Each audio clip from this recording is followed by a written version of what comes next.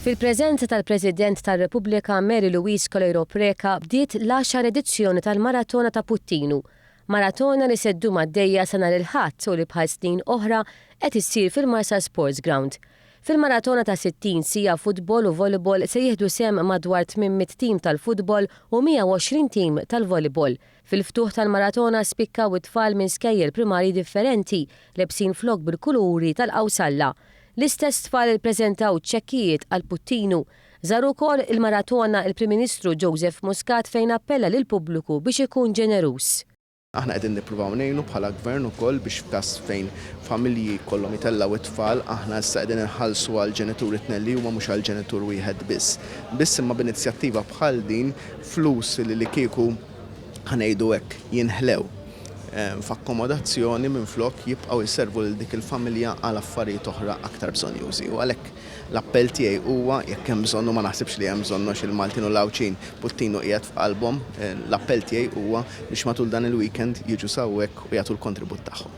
Il-volontiri laħqu 300 u appellaw biex in-nies iwieġbu għas-sejħa tagħhom kif għamlu fl-aħħar snin. Għax b'hekk fit-3 snin Puttinu seta' jħallas ħafna mis-self fuq 12 appartament li bnew f'Satin. Inkununa naħdmu ħafna biex nippreparaw, allura ovvjament inkunu nixtiequ lill-pubbliku Malti biex jiġi jgawdi l-atmosfera li jkun hawn.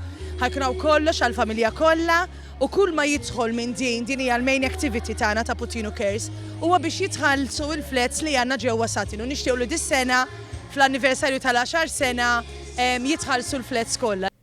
It-tifel ta' Marisa Bartolo Aiden sofra tumur f'rasu u persuni bħala jistgħu jfissru l-kobor ta' Puttinu. Dik ikollu Aiden ma fiqx jiena. Puttinu kien hemm meta Aiden ġie diagnosed bil-kanser, kien qalinna ħsibu t-tifel aħna ħaneħdu ħsieb kollox. Imma mingħajr l-għajnuna tal-poplu Malti u Awċi li għandu qalbi kbira li kieku Aiden illum il-ġurnata ma fiqx. Marika Fenek tfajla ta' 17 sena wkoll sabet appoġġ kbir mingħand Puttinu.